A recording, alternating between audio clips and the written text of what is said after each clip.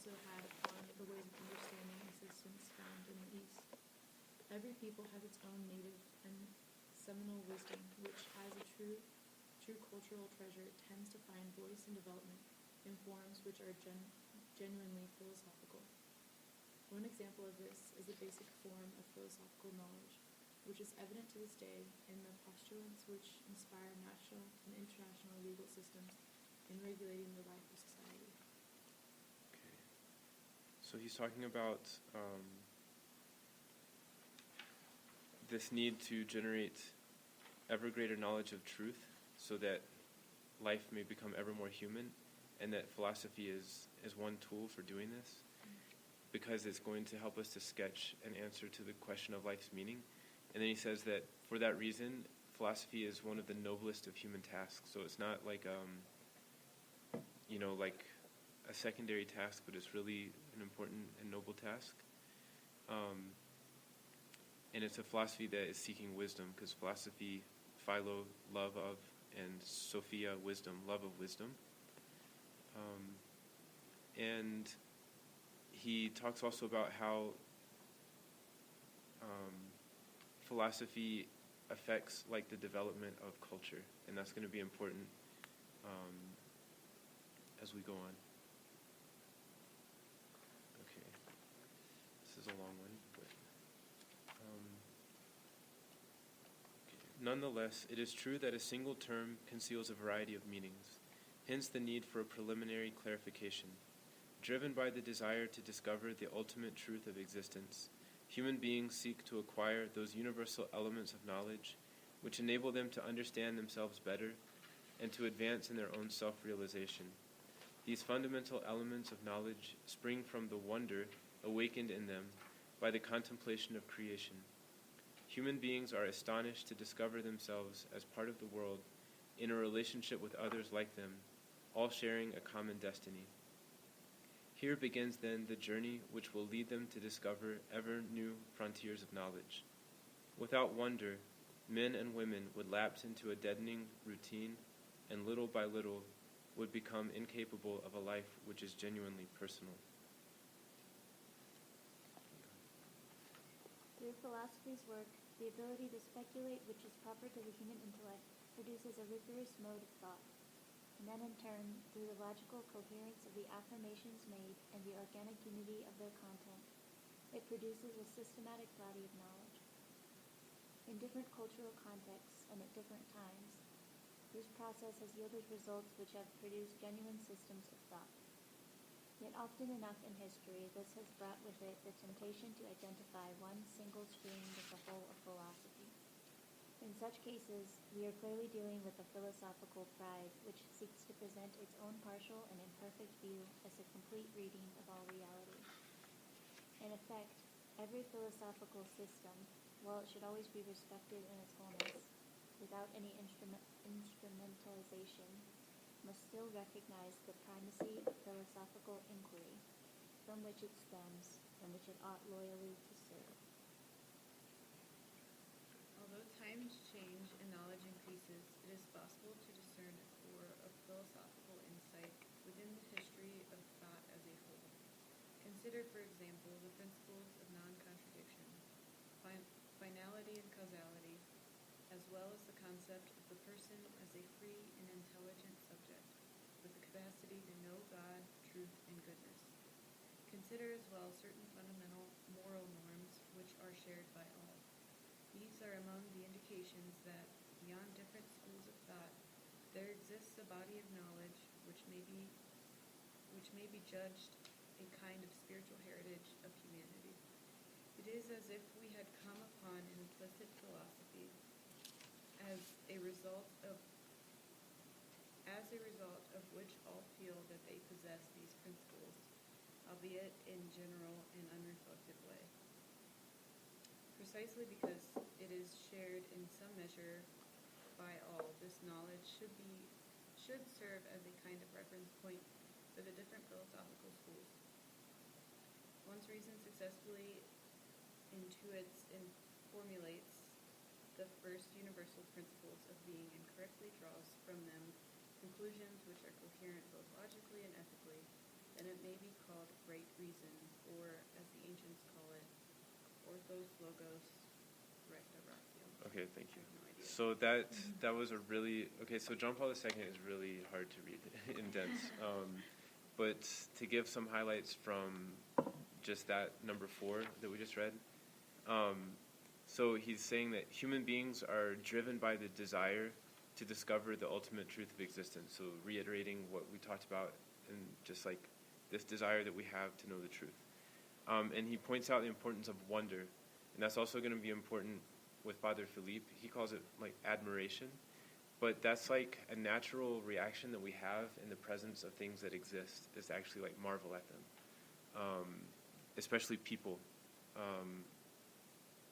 To be in the presence of a person sparks in our hearts like an admiration and a wonder. And also, he says it's awakened by the contemplation of creation that can also be of the natural universe. Like we go to the Rocky Mountains at sunset and we're in awe. And that awe sparks in us a wonder that can lead to a philosophical inquiry. It's like, what is this like that I'm experiencing, this wonder, what is its cause? Okay, and then he also says that there's like a primacy of philosophical inquiry over philosophical system. All right, so that means that it's important that we're always seeking the truth and not just locking ourselves into like a system of thought. Because no one philosophy gives a complete reading of all reality. He calls that philosophical pride. So that's important too when we see on the board, like seek truth wherever it is to be found. Okay, it's not just going to be found in like one system of thought. And it's definitely it wants to be in a philosophy that keeps us in contact with reality and not something that is going to like lock us in just a system of thought. He talks about a core of philosophical insight which remains throughout all time. That's a way of saying like first principles. There's certain first principles that kind of make the core of philosophical research, like the principle of non-contradiction, the principle of finality and causality. Like what is the purpose of a thing? What is its cause? And another important one is the principle of the person, human person, as a free and intelligent subject with the capacity to know God, truth, and goodness. So we affirm that each one of us is a free and intelligent person, that each one of us has the capacity to know God, to know truth, to know goodness. That's important. Just for the very possibility of doing philosophy. And then part of that core is also like moral norms that are sort of shared throughout all of humanity. And he calls this an implicit philosophy, which is like the spiritual heritage of humanity. So that's sort of some highlights, I guess, of what we just read. Okay, so can we continue? Not too much? On her part, the Church cannot but set great value upon reason's drive to attain goals, which render people's lives ever more worthy. She sees in philosophy the way to come to know fundamental truths about human life. At the same time, the Church considers philosophy an indispensable help for a deeper understanding of faith and for communicating the truth of the gospel to those who do not yet know it. Therefore, following upon similar initiatives by my predecessors, I wish to reflect upon the special activity of human reason. I judge it necessary to do so because, at the present time in particular, the search for ultimate truth seems often to be neglected. Modern philosophy clearly has the great merit of focusing attention upon man. From this starting point, human reason, with its many questions, has developed further its yearning to know more and to know it ever more deeply. Complex systems of thought have thus been built, yielding results in the different fields of knowledge and fostering the development of culture and history. And anthropology, logic, the natural sciences, history, linguistics, and so forth, the whole universe of knowledge has been involved in one way or another. Yet the positive results achieved must not obscure the fact that reason, in its one-sided concern to investigate human subjectivity, seems to have forgotten that men and women are always called to direct their steps toward a truth which transcends them. Sundered from that truth, individuals are at the mercy of caprice, and their state as person ends up being judged by pragmatic criteria based essentially upon experimental data, in the mistaken belief that technology must dominate all. It has happened, therefore, that reason, rather than voicing the human orientation towards truth, has wilted under the weight of so much knowledge, and little by little has lost the capacity to lift its gaze to the heights, not daring to rise to the truth of being. Abandoning the investigation of being, modern philosophical research has concentrated instead upon human knowing. Rather than make use of the human capacity to know the truth, modern philosophy has preferred to accentuate the ways in which this capacity is limited and conditioned. This has given rise to different forms of Agnosticism. agnosticism and relativism, which have led philosophical research to lose its way in the shifting sands of widespread skepticism. Recent times have seen the rise to prominence of various doctrines which tend to devalue even the truths which have been judged certain.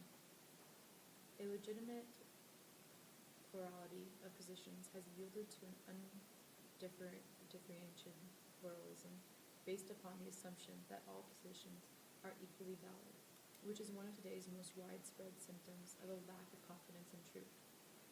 Even certain conceptions of life coming from the East betray this lack of confidence, denying truth its exclusive character and assuming that truth reveals itself equally in different doctrines, even if they contradict one another. On this understanding, everything is reduced to opinion, and there's a sense of being adrift, while, on the other hand, philosophical thinking has succeeded in coming closer to the reality of human life and its forms of expression. It has also tended to pursue issues existential or Hermeneutical. Or linguistic, which ignored the radical question of the truth about personal existence, about being, and about God. Hence we see among the men and women of our time, and not just in some philosophers, attitudes of widespread distrust of the human being's great capacity for knowledge.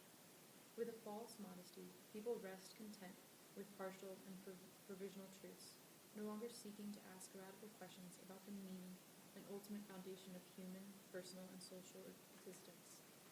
In short, the hope that philosophy might be able to provide definitive answers to these questions has dwindled. Okay, so in this section we start to hear like a call to metaphysics, a call to do metaphysics, and he starts to point out sort of like the urgency of it in today's world, where there's, like he says, like widespread distrust of the human being's great capacity for knowledge. He talks about this lack of confidence in the truth,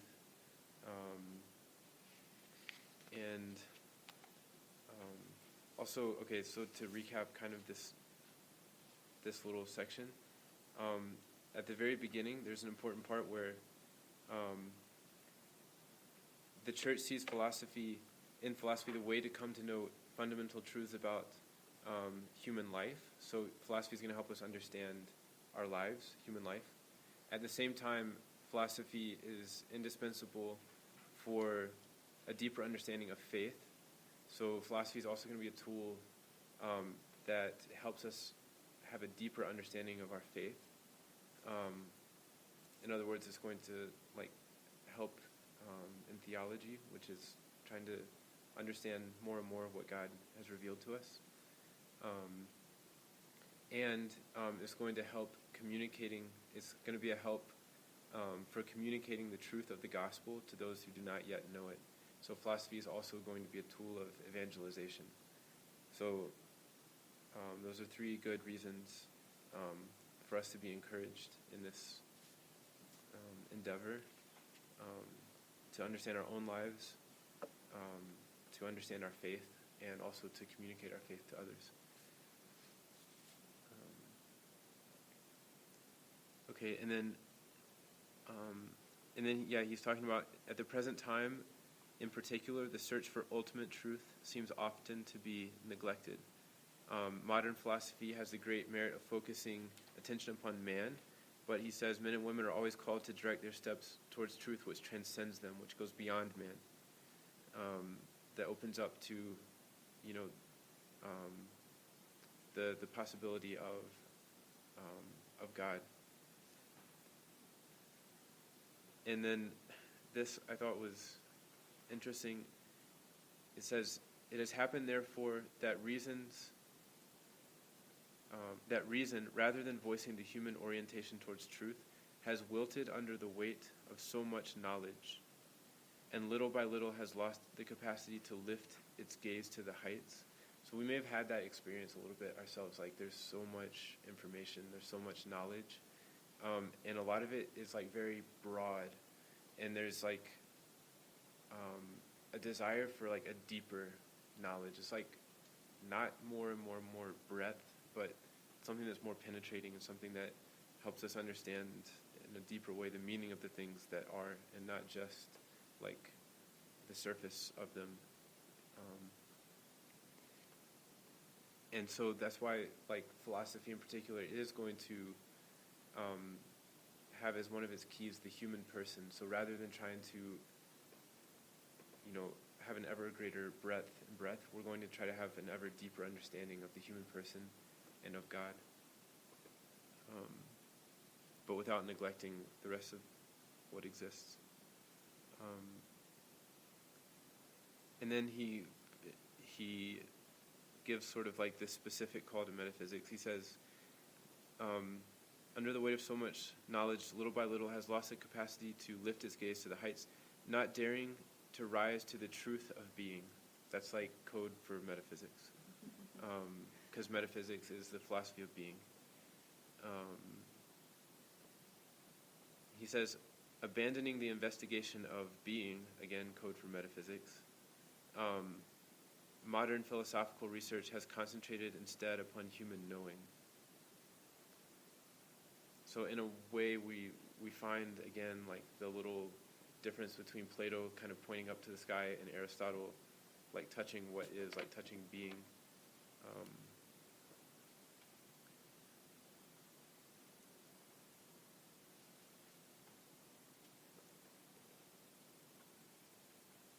Okay, and then this whole number 5, like, it helps us to see, again, like the urgency of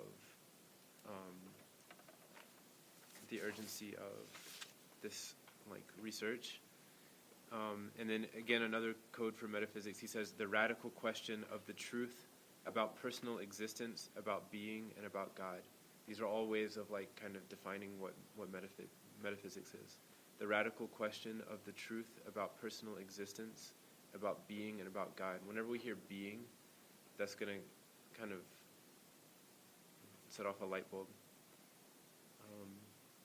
And then he calls this widespread distrust of the human being's great capacity for knowledge like false modesty. He's like, no, like, you can know the truth. Like, let's go. Like, okay. All right, so we'll continue with this last section. Okay. Sure of her competence as the bearer of the revelation of Jesus Christ, the Church reaffirms the need to reflect upon truth. This is why I have decided to address you, my venerable brother bishops, with whom I share the mission of proclaiming the truth openly, as also theologians and philosophers whose duty it is to explore the different aspects of truth, and all those who are searching, and I do so in order to offer some reflections on the path which leads to true wisdom, so that those who love truth may take the sure path leading to it, and so find rest from their labors and joy for their spirit. I feel impelled to undertake this task above all because of the Second Vatican Council's insistence that the bishops are witnesses of divine and Catholic truth. To bear witness to the truth is therefore a task entrusted to us bishops. We cannot renounce this task without failing in the ministry which we have received. In reaffirming the truth of faith, we can both restore to our contemporaries a genuine trust in their capacity to know, and challenge philosophy to recover and develop its own full dignity. There is a further reason why I write these reflections. In my encyclical letter, Veritas Splendor, I drew attention to a certain fundamental truths of Catholic doctrine, which, in the present circumstances, risk being distorted or denied. In the present letter, I wish to pursue that reflection by concentrating on the theme of truth itself and on its foundation in relation to faith. For it is undeniable that this time of rapid and complex change can leave especially the younger generation, to whom the future belongs and on whom it depends, with a sense that they have no valid points of reference. The need for a foundation for personal and communal life becomes all the more pressing at a time when we are faced with this patent inadequacy of perspectives in which the ephemeral is affirmed as a value, and the possibility of discovering the real meaning of life is cast into doubt. This is why many people stumble through life to the very edge of the abyss without knowing where they are going. At times this happens because those whose vocation it is to give cultural expression to their thinking no longer look to truth, preferring quick success to the toil of patient inquiry.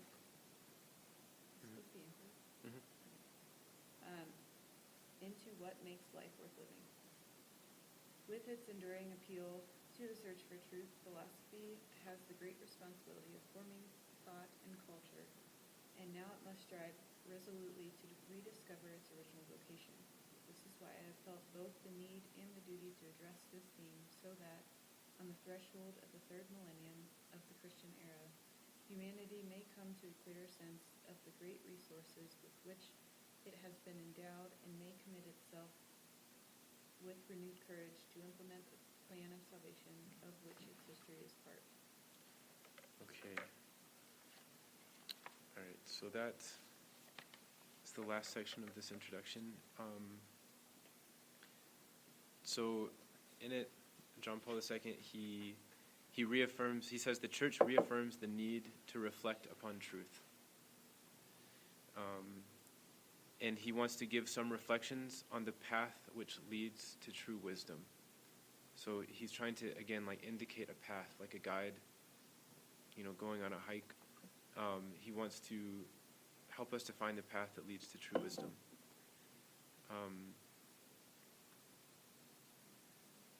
And wisdom is going to be discovering, like, the principle and cause of everything that exists, and then kind of reconsidering everything in that light. That's a perspective of wisdom, is to be able to consider everything that exists, and especially the human person, in the perspective, in the light of its first cause, which is the creator, or the first being.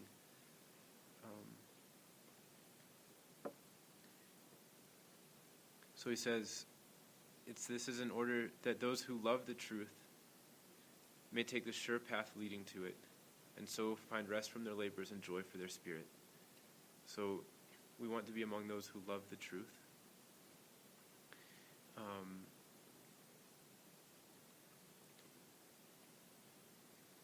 He says, many people stumble through life to the very edge of the abyss without knowing where they're going. And so it's also like a light, again, trying to shed more and more light on the meaning of human existence for ourselves and for all of humanity, and giving cultural expression to this to help, because he says that philosophy has the great responsibility of forming thought and culture.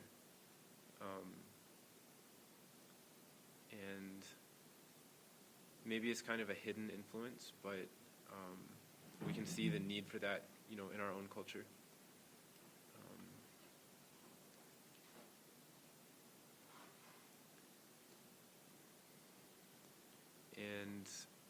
says finally, "This is why I've felt both the need and the duty to address this theme, so that on the threshold of the third millennium, humanity may come to a clearer sense of the great resources with which it has been endowed, and may commit itself with renewed courage to implement the plan of salvation of which its history is part." Okay, so, Can I ask a question? yeah. When he says those whose vocation it is to give cultural expression to their thinking, is he talking specifically of philosophers, or is that like artists, historians, like anybody who is in text culture? And I would say all of the above, like philosophers, artists, historians, everyone. Those who have some call to give cultural expression to their thinking. I mean, in a way, that could even be, this is just me interpreting, but that could even be in the family, because the way a family lives its family life is like a cultural expression, or it can influence culture as well.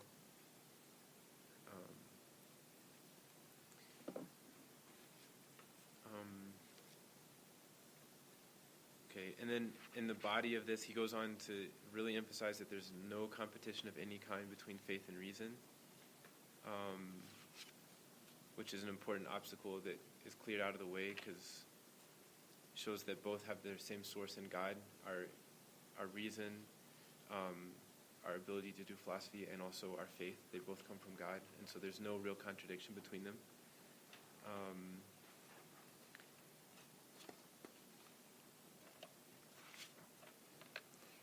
Okay, and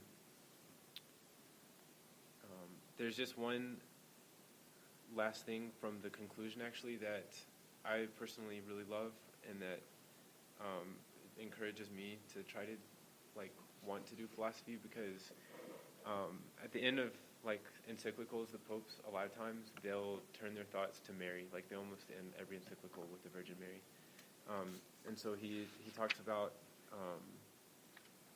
Mary, and he gives an expression that is kind of funny, but I really like at the same time. So I'll just read this last part. He says, "I turn in the end to the woman whom the prayer of the Church invokes as seat of wisdom, and whose life itself is a true parable illuminating the reflection contained in these pages." So he's all of this, he's reflecting on this in Mary. "For between the vocation of the Blessed Virgin and the vocation of true philosophy, there's a deep harmony. Just as the Virgin was called to offer herself entirely as human being and as woman, that God's word might take flesh and come among us, so too philosophy is called to offer its rational and critical resources, that theology, as the understanding of faith, may be fruitful and creative." So he shows the importance of philosophy as a servant of the understanding of our faith. He says, "And just as in giving her assent to Gabriel's word, Mary lost nothing of her humanity and freedom, so too when philosophy heeds the summons of the gospel's truth, its autonomy is in no way impaired. Indeed, it is then that philosophy sees all its inquiries rise to their highest expression. This is a truth which the holy monks of Christian antiquity understood well when they called Mary the table at which faith sits in thought. In her they saw a lucid image of true philosophy, and they were convinced of the need to," this is the phrase I like, "philosophari in Maria." So it basically means to do philosophy in Mary. And I think for people who are consecrated to Mary, it's encouraging to see that it's actually something that she sort of calls us towards. I mean, each one in his or her own vocation, but this need to do philosophari in Maria, is not unrelated to our consecration to Mary, which leads us to this deep consecration to the truth also. So he says, "May Mary's seat of wisdom be a sure haven for all who devote their lives to the search for wisdom. May their journey into wisdom, sure and final goal of all true knowing, be freed of every hindrance by the intercession of the one who, in giving birth to the truth and treasuring it in her heart, has shared it forever with all the world." So he invokes the intercession of Mary. And just to conclude, so he shows the need to do philosophy, like he shows the importance, he shows that he's trying to indicate a path that leads to wisdom, which helps us understand why it's helpful for us, or for me personally, why I find it extremely helpful to, kind of look to Father Philippe as a guide in philosophy in particular. So Father Philippe, why Father Philippe? The only reason I know about him is because he's the founder of our community. But I find that to be really providential, especially in philosophy, because for all of his shortcomings, he was an exceptional philosopher, and he is extremely well read, from like the early Greek philosophers all the way through modern philosophy, and he's able to articulate it in like a unique way. And he's someone of profound faith. Obviously, he's a Dominican priest, and founder of a religious order. And he also has like a very committed, a very deep commitment to like realistic philosophy. So he's very concerned with keeping our search for truth on the right path, which is the path of like reality, and not going astray into idealism or something that's going to become like a system. He really wants to keep us in touch with the world around us. He really wants us to have like a living philosophy, and he shows us the way to do that. He doesn't try to just like, transmit information. In fact, he says that, what we discover in philosophy can't really be transmitted. It can only be like indicated, like we were saying with like following a guide on a hike. It's like you have to go with him. You have to do it yourself, even though you're following a guide and you're helped along by the guide. So those are some of the reasons why Father Philippe. Also, he was like incredibly like well-versed in St. Thomas, and he has this concern to always return to the sources. Like return to the source is sort of like an expression that he would repeat, that I don't think he coined, but it was like very characteristic of his thought, which is that he, instead of like just settling for someone's interpretation of someone else, he wants to go to the sources. So like, that's why like St. Thomas, he uses Aristotle a lot in the Summa. The philosopher, he just calls him the philosopher, and it's Aristotle. But he actually made the effort to go and to read Aristotle and to like really understand Aristotle. Like he's written all these commentaries on Aristotle's works, and so he like really went to the source there. And wrapping up.